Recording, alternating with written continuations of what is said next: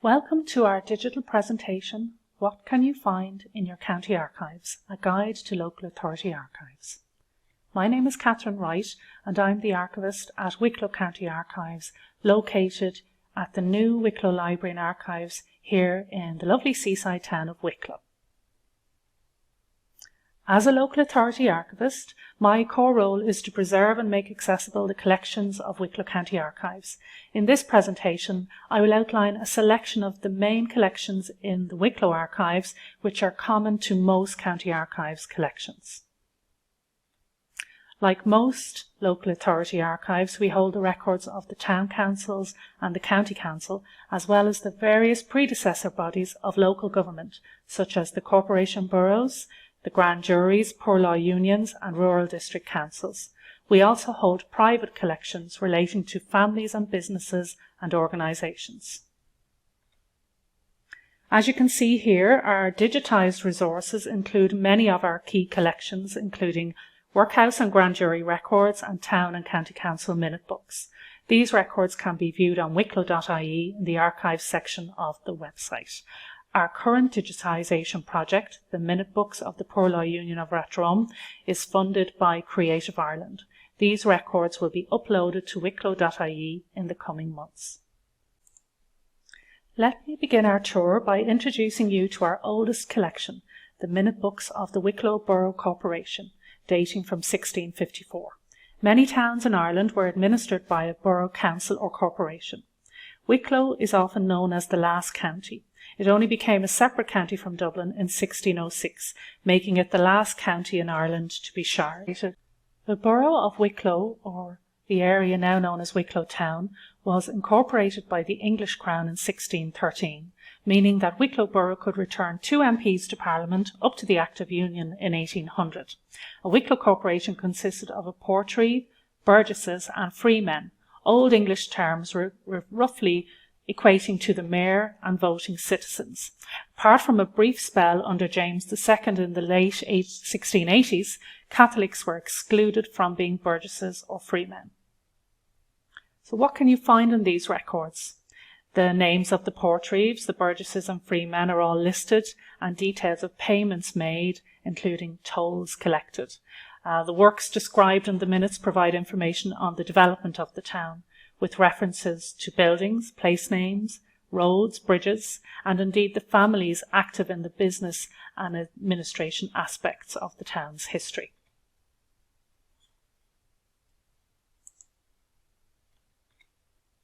We see here an early reference in 1716 to the building of Wicklow Jail and the building of other public buildings. The corporation's loyalty to the Crown is evident in the various oaths of allegiance, and we also see how the big events further afield impacted on local community, such as military victories, which were celebrated often with copious amounts of ale. This extract dates from 1702, and it refers to the Anglo-French War and also the English Crown. James II had died in 1701, and his son James III, described here as the Pretender, pursued a claim to the throne.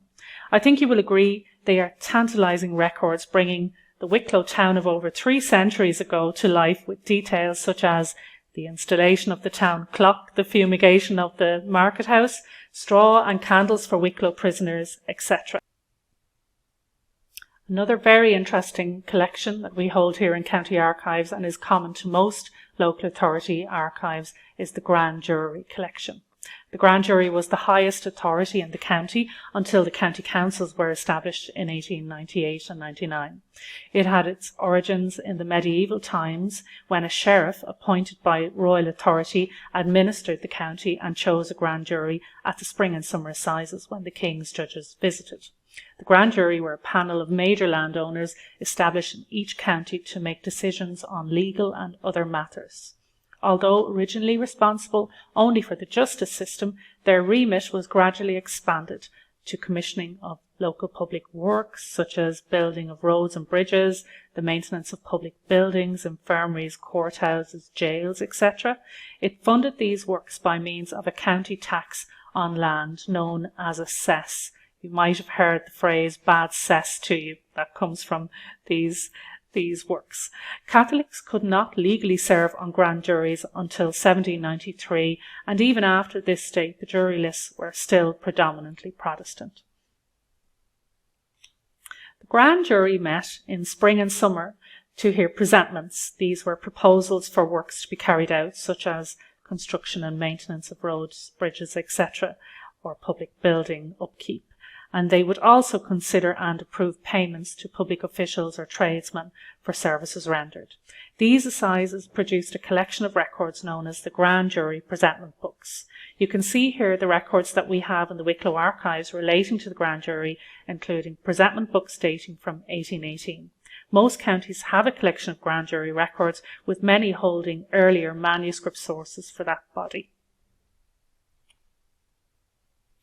Wicklow County Archives are delighted to be a participating partner in the Beyond 2022 project, which has culminated in the virtual reassembly of over 7 centuries of Irish archives lost in the fire at the Public Records Office during the Civil War in 1922. The website of the Irish Records Treasury was launched recently, and it is a fascinating and hugely significant resource.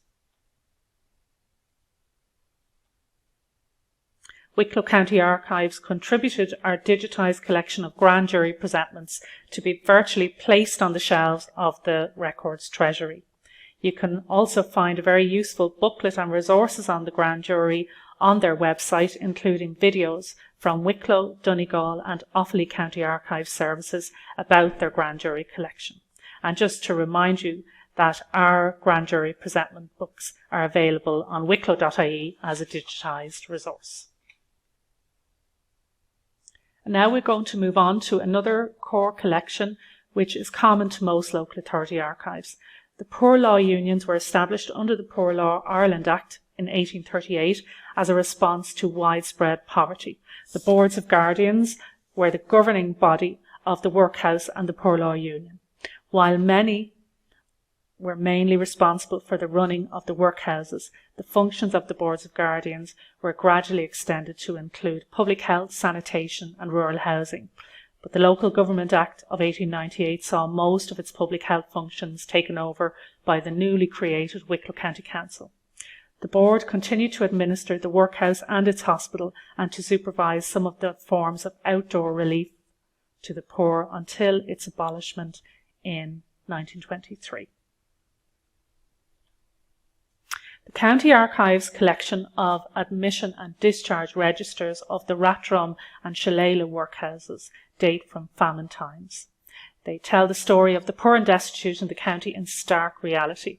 Some of the headings under which information was recorded include number, name of pauper, their marital status, if they were a child of another pauper in the workhouse, the trade or calling of the pauper, disabled and nature of disability, observations on condition upon admission, date admitted, if they were born in the workhouse and when they were born, and a date of death or discharge from the workhouse. These are perhaps our most poignant records, illustrating the suffering of the poor in the lists of names of those admitted to the institutions, not only in famine times but throughout the 19th and early 20th century. We see here the admittance of 3 children to Shillelagh Workhouse in 1847, William, aged 5, Joanna, aged 8, and James, aged 3, all deserted. The description in the register reads, mother and father in America, no friends to support them. The register tells us that each child was discharged from the workhouse on a separate date. If all or any of these children survived, then it is likely that they have descendants still living who I am sure would be captivated by these records and may pursue other sources to follow their story through the records. Again, these workhouse registers can be accessed on wicklow.ie. The Poor Law Union Minute Books are the largest series of Poor Law archives surviving, reflecting not only the functions of the Boards of Guardians, but also the resolutions on internal and poor law matters and on wider political and social issues. The board consisted of elected candidates as well as ex officio members, appointed usually from amongst the local magistrates and landowners. This created an interesting mix of backgrounds and attitudes of the day. They provide insight into poor relief and social conditions in the county from the famine all the way up to the early 20th century, including relief efforts during the famine. And there is information on the running of the workhouse, the diet, discipline, various epidemics, emigration schemes, the boarding out of children and orphan children, dispensaries, vaccinations, etc. Significantly, women could serve as guardians from 1896. We see here a lovely portrait of Teresa Dargan, who served as both a poor law guardian and a rural district councillor. You can learn more about Teresa on our Community Archives website, Our Wicklow Heritage. Well, the Local Government Act of 1898 brought dramatic reform in Irish local democracy with the formation of the County Council system in 1899. The old grand juries and boards of guardians, dominated by the landowning classes, were replaced by democratically elected county councillors. The Act extended the franchise to most occupiers of property and included women for the first time. Women could also contest both rural and urban district council elections. As a result, nationalist candidates won the majority of seats, and most county councils, including Wicklow, were predominantly nationalists. You can see the extract from the minutes here of the first meeting of Wicklow County Council, where resolutions on Home Rule, a Catholic university, and evicted tenants were passed. Broad range of information is available in the minute books of Wicklow County Council, as well as the various town and rural councils. And if you think of its wide functions in relation to housing, roads, motoring, planning, libraries, etc., and the records of these functions generated labourers, cottages, ledgers, valuation records, administrative files, and we have the county boards of health and public assistance also. All for the archivist to catalogue. They are wonderfully rich archival sources illustrating the various aspects of local administration and democratic government during one of the most significant periods in Irish history, particularly around the decade of centenaries period that we are in at the moment. The 1920 local elections saw a landslide victory for Sinn Féin. County councils passed resolutions recognising the new Dáil Éireann and essentially disengaging from the British Local Government Board. This resulted in a great deal of hardship on local authority officials who found themselves on the wrong side of the RIC. The Local Government Archivists and Records Management Group worked together with the Department of Housing and Local Government to produce this booklet, Democracy and Change, which gives a background to the beginnings of county councils and the lead up to the War of Independence. We also have several collections of private papers in the Wicklow County Archives, one of our most significant being the Barton Papers for the Bartons of Glendalough House, Animo.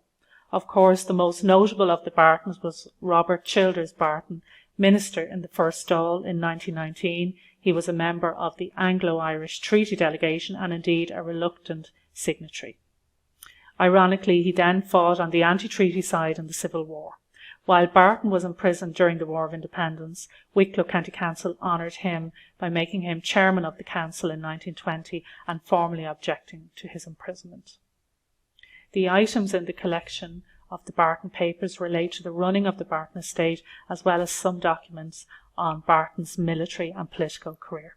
One such document is a letter shown here, dated 8th of June 1924, to Robert Childers Barton from the Sinn Féin West Wicklow Corla Cianter, expressing regret at his announcement to leave public life. This letter vividly shows the pressure and turmoil Robert Barton experienced as a delegate and a signatory of the treaty in 1921, and his subsequent decision to side on the anti-treaty forces during the Civil War. Indeed, this document is made all the more poignant when you consider that Barton's first cousin, Erskine Childers, was executed by the Free State Army in 1922.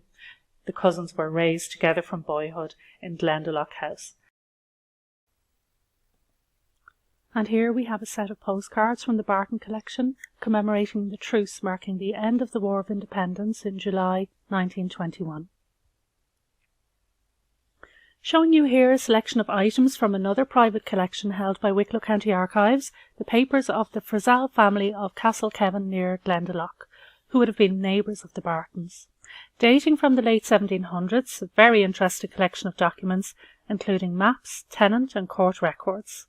Collections such as these not only tell the story of landed estates and how they were managed, but they also are rich in local and family history information. Another perhaps quite unusual collection in our archives is the Tate Charity Trust collection. This trust was established in 1797 after the death of John Tate, who left instructions in his will for his estate to be given in aid of the poor of Rathdrum. I'd like to tell you a little bit about some of the special projects of the Wicklow County Archives. In 2019, Wicklow County Archives worked with the Courthouse Arts Centre, Tinnahealy, Trinity College Dublin and the National Library of Ireland to create a database of the records of the Fitzwilliam estate, one of the most extensive collections of estate papers surviving in Ireland and held at the National Library. It was in fact one of the largest estates in County Wicklow. The Fitzwilliams were considered to be progressive landlords, and from 1847 to 1856 they assisted hundreds of families to emigrate to Canada for work. Wicklow County Archives provided our digitised collections of grand jury and workhouse registers, just to create layers of information for the descendants of those on the estate, as well as researchers generally. This website is called coolatinlives.ie and includes lots of information and images. Wicklow County Archives are also very proud to work with the National Museum of Ireland on the Irish Community Archives Network, or ICAN project, which is supported by the Creative Ireland programme and the Heritage Council. Our Community Archives Network in County Wicklow is called Our Wicklow Heritage, and you can see here our network groups: the Delgany Heritage Village, Donard Mal History, Glendalough Heritage Forum, Glens of Lead and the Medieval Bray Project. Coordinated by the Wicklow Heritage Office, it is a platform to share the collections and activities of the Heritage Office, the Wicklow Library Service and the Wicklow County Archives Service, and it's a wonderful way to facilitate engagement by members of the public with the heritage and history of their county, where they are invited to contribute information to the site and to comment and add to any articles uploaded. It creates a very dynamic environment for sharing of our heritage and history online. You will also find our genealogy guides on Our Wicklow Heritage, providing information for the main sources for family history in County Wicklow. County archivists have also been hugely involved in decade of centenary projects and events around the country. Wicklow County Archives coordinated the Historians Project with the support of the Irish Government Decade of Centenaries programme and Wicklow County Council. Hosted on Our Wicklow Heritage, you can explore articles and images from 12 of our leading Wicklow historians. They tell the story of this tumultuous period in our history from the viewpoint of the localities in Wicklow they have researched.